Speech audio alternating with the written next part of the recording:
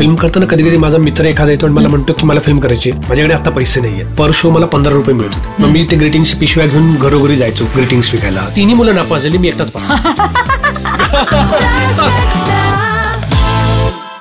महाराष्ट्राचा लाडका सुपरस्टार, हरोन्नरी अभिनेता, उत्कृष्ट दिग्दर्शक, मराठी इंडस्ट्रीतील सुपर डान्सर, देखणा हिरो, दुनियादारीमधील आपला दिघ्या, क्लासमेट मधील आपला सत्या, दगडी चाळ मधला सूर्या म्हणजेच अंकुश चौधरी आहेत शो शिनाली सोबत.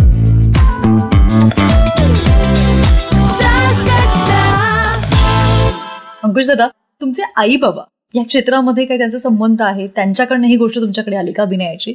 नाही, मला म्हणजे आईला बऱ्याच गोष्टीत इंटरेस्ट होता, पण ती कुठल्याही या क्षेत्रात नव्हती.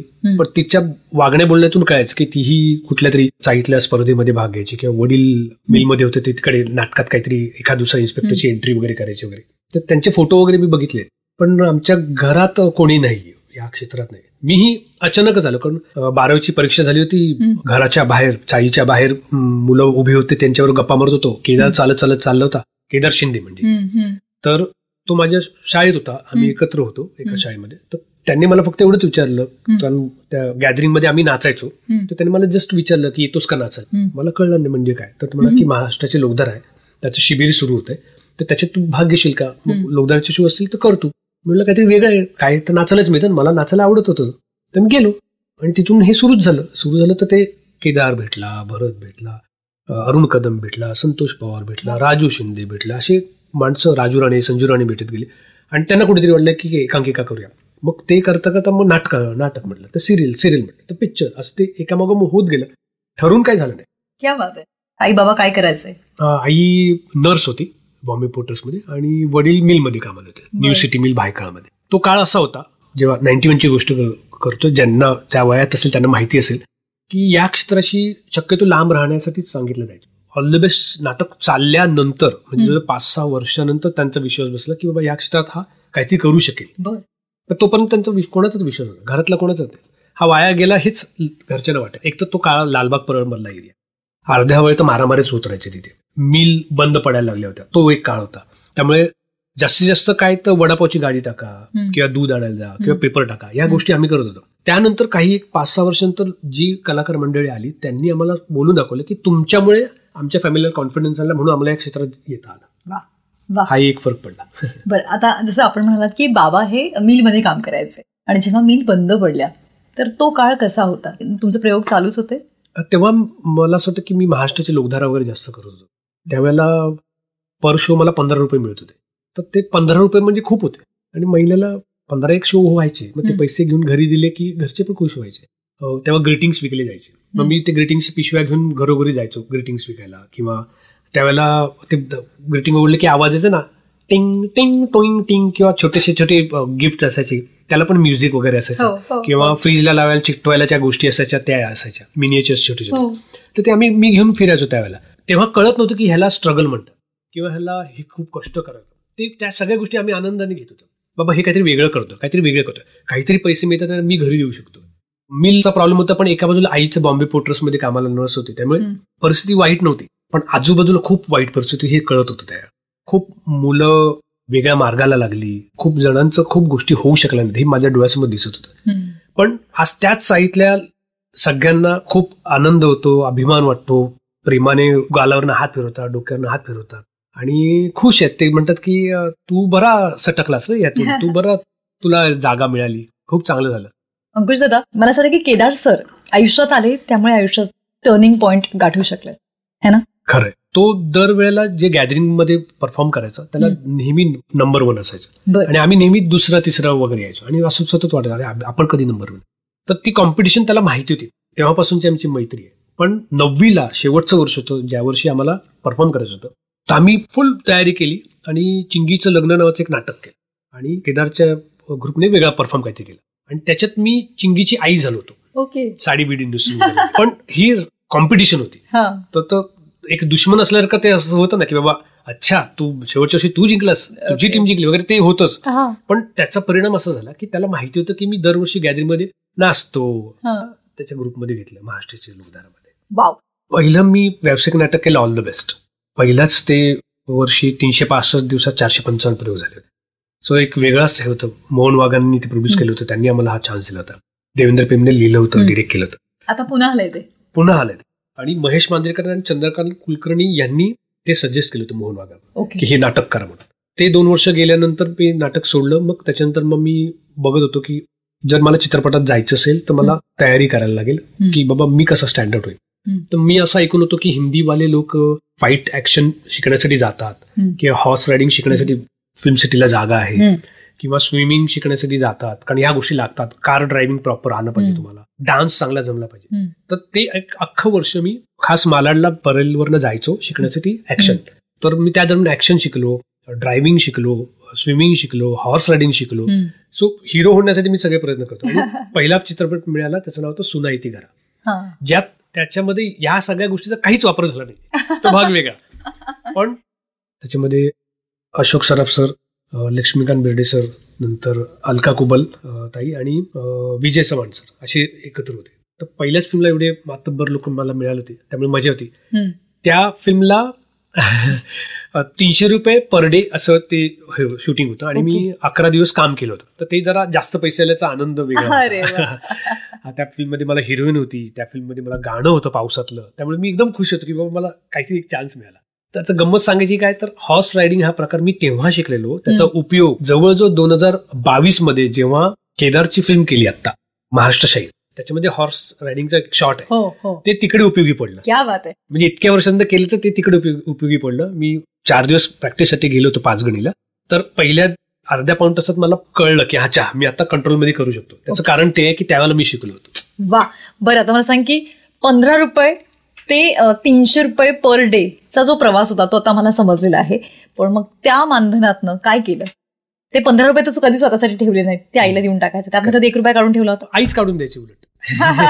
आणि मग आता चित्रपटाच्या मानधनामधनं काय केलं? तेव्हा आईला दिले, बाबांना दिले? ते ना आईकडेच दिले, कारण ती व्यवस्थित सांभाळायची सगळ्या गोष्टी, कारण तिला माहिती होतं की काय खर्च करावं लागतं किंवा काय करावं लागतं.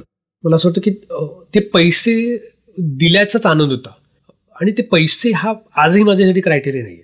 फिल्म करताना कधी कधी माझा मित्र एखादा येतो आणि मला म्हणतो की मला फिल्म करायची, माझ्याकडे आता पैसे नाहीयेत, तू करशील का? तर मी नाही म्हणत नाही, मी करतो. त्याला फक्त एवढं सांगतो तू कमवलीस की मला दे. कारण या काही वर्षामध्ये लक्षात आलं की जर गोष्ट लक्षात राहावी असं वाटत असेल तर खूप काम करून नाही चालणार, चांगलं काम करावं लागणार, तर ते लक्षात राहील. खूप महत्वाचा मुद्दा आहे. कमवल्यानंतर अशी कुठली गोष्ट तुला घ्यावीशी वाटली होती जी कधीच तुला लहानपणापासून घेता नव्हती आली किंवा त्याच्यावरती तू खर्च करू शकला नव्हतास? पहिली जेव्हा मी सेकंड हँड गाडी घेतली होती तेव्हा मला खूप मजा आली होती त्या गोष्टीची, की लहानपणापासून असं वाटत होतं की एक माझी स्वतःची गाडी असावी. कुठल्या चित्रपटात हिरोची गाडी बघितली की असं होतं, हा अशी माझी स्वतःची गाडी असावी. तर कसे तरी पैसे जमा करून ती गाडी विकत घेतली सेकंड हँड. आणि ती या लेवलला घेतली होती गाडी की माझं जेव्हा काम नाटकाचा शो असेल तेव्हा ती घेऊन जायची, इतर वेळेला ती भाड्याने मी द्यायचं. बरं. तर त्यातून येणारे पैसे मी घरी देऊ शकतो. हा त्याच्या मागचा हा, तर त्याचा तो खूप फायदा आहे. डिरेक्टर होण्याचा निर्णय आयुष्यामध्ये घेतला होता असो आणि तोही सक्सेसफुल झाला, तर त्याबद्दल काय सांगा? 2007 मध्ये फिल्म आली 3.5, जी पहिल्यांदा मी आणि सचित पाटील आम्ही दोघांनी मिळून डिरेक्ट केली. संजय मोनेंनी लिहिली होती ती फिल्म. तर 2007 पर्यंत म्हणजे त्याच्या काही 5-6 वर्षांना मराठी फिल्म प्रॉपर चालतच नव्हत्या, मोजून काही फिल्म चालायची. आणि जवळजवळ असं झालं की वर्षाला 12 ते 15 फिल्म व्हायला लागल्या हळूहळू. जे मराठी कलाकार होते ते हळूहळू हिंदीत जायला लागले किंवा हिंदी सिरियल्स करत होते आणि डिरेक्ट करत होते, प्रोडक्शन हाऊस ओपन केलं होतं. त्यामुळे इथे लक्ष कमी व्हायला लागलं होतं. आणि मला असं खूप वाटत होतं की फिल्म चालत नाहीये यार. माझी फिल्म बनवली की ती कोल्हापूरला लागायची, पुण्यापर्यंत पण यायची नाही, कधी कधी मुंबईला पण यायची नाही, पुण्यापर्यंत पण पोहोचायची नाही. मग मी म्हणायचं की जर फिल्म बनवून ती जर लोकांपर्यंत पोहोचत नसेल, मी हिरो म्हणून येणारच नसेल, तर काय फायदा त्याचा? तर अशी काहीतरी काय करू शकतो. तर माझं असं लक्षात आलं की सगळ्या थिएटर्सला फिरायला पाहिजे, त्यांना विचारायला पाहिजे की तुमची डिमांड काय. म्हणजे मी स्वतः खूप थिएटर्स फिरलो महाराष्ट्रातले, पद्मा थिएटर वगैरे. त्या मालकांना भेटलो, त्यांच्याशी गप्पा मारलो. म्हणजे पोस्टर सुद्धा शुक्रवारी पिक्चर लागला की रविवारी पोचायचे आणि रविवारी मग पोस्टर लागायचे, पण सोमवारी तोपर्यंत पिक्चर खाली यायचा, कारण पिक्चरला कोण जाणार, पब्लिसिटीच केली नसेल. सो 3.5च्या वेळेला मी असं ठरवलं, हे करायच्या वेळेला लोकांना कुठले स्टार आवडतात, बाबा अशोक सराफ सर आवडतात, भरत जाधव सर आवडतात, मकरंद अनासपुरी सर आवडतात, सिद्धार्थ जाधव जस्ट यायला लागला तर तो पण फेमस व्हायला लागला, तर ह्या लोकांना घेऊन फिल्म करूया. मग अशी गोष्ट निवडूया की जी लोकांना खूप आवडेल. तर आम्ही चलती का नाम गाडीचा रिमेक करायचं ठरवलं. मग संजय मोनेंनी लिहिली ती खूप छान पद्धतीने. जी एंटरटेनिंग असेल, फॅमिलीसाठी असेल, आणि सगळ्यात महत्वाची गोष्ट म्हणजे शूटिंगच्या वेळेलाच मी थिएटर ओनर आणि डिस्ट्रीब्युटर या लोकांना फिल्मच्या शूटिंगलाच बोलवलं आणि त्यांना दाखवलं मी काय शूट करतोय. त्यांना एक छोटीशी पार्टी दिली, त्याच्यामध्ये त्यांना क्लिअर केलं की हे बघा आम्ही आज सांगतोय आणि पुढच्या वर्षी आम्ही तुमच्याकडे दिवाळीत येतोय. 1 वर्षापूर्वी आधी सांगतो तुम्हाला पोस्टर 1 महिन्या आधी मिळणार तरी. आणि आमचे प्रोड्युसर पण घैसास होते, ते पण मान्य केलं त्यांनी की वर्षभर माझी थांबण्याची तयारी आहे. करेक्ट पद्धतीने ती फिल्म झाल्यानंतर लकीली अमित फाळकेमुळे झी वाल्यांना कळलं की अशी एक फिल्म झाली आहे आणि झी वाल्यांना पण मराठी फिल्म करायची होती. पहिल्यांदा ते उतरवलं. पहिली फिल्म कुठली केली तर ही चलती का नाम गाडी, ज्याच्यावर आपण केला 3.5 आणि तो सुपरहिट झाला. मला आठवतंय मी तो छत्रपती संभाजीनगरला नुपूर थिएटरमध्ये पाहिला होता, जे जालना रोडवरती आहे, आणि हाऊसफुल होतं. अशोक मामांना तुम्ही डिरेक्ट केलं होतं, तेव्हा दडपण आलं होतं का? कारण की तेव्हा तू नवीन होतास त्यांच्यासाठी. हा बरोबर, ते थोडंसं होतंच आम्हाला की एक तर पहिली फिल्म, त्याच्यामध्ये एवढा मोठा कलाकार, त्याच्याशी कसं बोलणार, काय होणार, ते कसे रिॲक्ट होणार, काय म्हणतो. पण त्यांनी पहिल्या भेटीतच एकदम क्लिअर झालं आम्हाला. जेव्हा ते सेटवर आले तेव्हा त्यांचे डायलॉग सगळे पाठ होते. त्यांनी आम्हाला व्हॅनिटीमध्ये सीन करून दाखवला. मी असं बोलणार, ह्याच्यात तुम्हाला काय हवंय का. त्यांनी इतकं सुंदर करून आलं, ते 2-4 गोष्टी सांगितल्या, त्यांनी ते एक्सेप्ट केल्या, ते उभे राहिले, त्यांनी 1 टेक पहिला सीन दिला आणि जो फिल्मच्या अगदी उत्तरार्धात म्हणजे शेवटी येतो आणि सिरियस सीन होता. अजून सीन कॉमेडी सीन झालेच नव्हते, तरी तो अंदाज घेऊन काय बोलणार आहे मी, याच्या आधी काय बोललोय, हे स्क्रिप्टमध्ये असं वाक्य लिहिलं, त्याचा हा आधार घेऊन आणि मी हे कशासाठी बोलतोय, कोणासाठी बोलतोय, हे क्लिअर कट त्यांनी पहिल्याच ह्याच्यात ते 1 शॉट करून टाकलं. त्यामुळे आता गंमत अशी आहे की एकदम हायसं वाटलं. जे सेटवर सगळे होते, संजय जाधव होते, सिद्धार्थ जाधव होता, किंवा भरत माझा मित्र, त्यामुळे त्याला पण दडपण होतं. पण त्याने मला नेहमी सांगितलं की अशोक मामांबरोबर मी काम केलंय, मला माहिती आहे, ते खूप चांगले गिव्ह अँड टेक देणारे आर्टिस्ट आणि माणूस म्हणून जमिनीवर आहे, सो ते काळजीच करू. वा, खूप मस्त.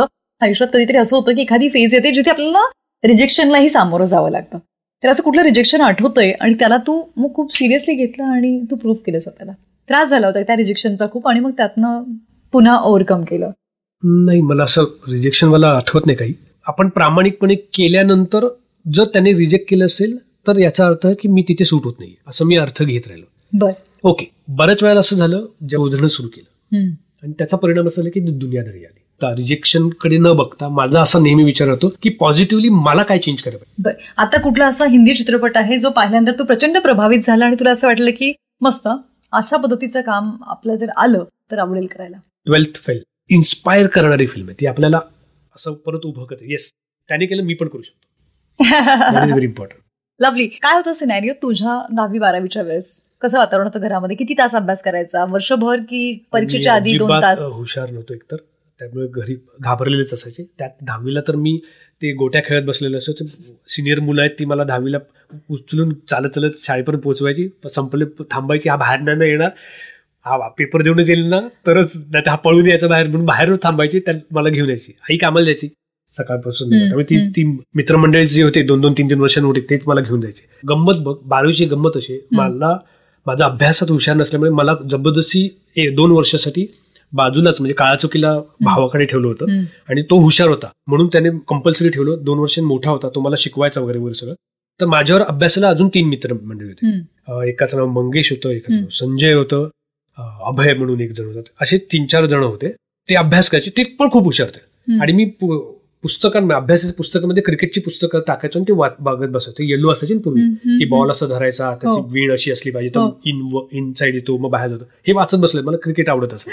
तर ती 3 मुलं मला सतत ओरडत असेल, तू हा अभ्यास करत नाही. माझ्या घरी पण सांगायची, हा पुस्तकांमध्ये असं पुस्तक ठेवतो आणि वाचत बसतो वगैरे. 12वीला ते 3 मुलं नापास झाली, मी एकटाच पास. त्याचे आई वडील एवढे चिडले होते. आई वडिलांचं म्हणणं तू नापास झाला हे महत्वाचं नाहीये, हा कसा पास झाला तिथे सांग. ते आज 3 मुलं मोठ्या पदाला आहेत, काय काय गोष्टी करतात. मी या क्षेत्रात आलो, पण असंच आहे की 10वी आणि 12वी असे झाले, म्हणजे दोन्ही मिळून मला 100% मार्क मिळाले. म्हणजे 10वीला 54 आणि इथे 46 असे 100% मार्क मला मिळाले. आणि प्रेक्षकांनी तुला 100% मार्क केव्हाच दिलेत, पैकीच्या पैकी. कारण जसं मी म्हणतो ना की कलाकार म्हणून तर तुम्ही उत्तमच आहात, पण त्याचबरोबर मला माणूस म्हणून खूप आवडतात आणि प्रचंड डाऊन टू अर्थ आहे, प्रचंड हंबल आहे. आता सिटी सिने अवॉर्ड्स मराठी सीझन 7चा 16 जेव्हा रंगला तेव्हा त्यांचे अनेक फॅन्स आले होते आणि त्यातल्या काही फॅन्सने मला मेसेज केले की मला ना अंकुश सर माझे फेवरेट ॲक्टर, त्यांच्यासोबत फोटो काढताना हात थरथरत होता. अंकुश दादांनी त्यांचा फोन घेतला आणि स्वतः सेल्फी काढला. तर ती बोलली की मला माहिती नाही आता पुढचे किती दिवस हे चित्र माझ्या डोळ्यासमोर सतत येत राहणार आहे. तर किती सुखावणारा क्षण आहे ना. खूप खूप शुभेच्छा आणि खूप पुढे गप्पा मारत राहणार आहेत. आत्ता ह्या गप्पांना थोडासा ब्रेक लागतोय, पण लवकरच पुन्हा भेटूया तिथे. नक्की भेटूया. थँक्यू. खूप मजा आली शोभा. तुझ्याकडनं जेव्हा काही प्रश्न येतात तेव्हा खूप उलगडत जातो. मग संपल्यावर मला कळतं अरे ही गोष्ट पण मी बोलून गेलो वाटतं. यार हे कोणाला माहिती नव्हतं.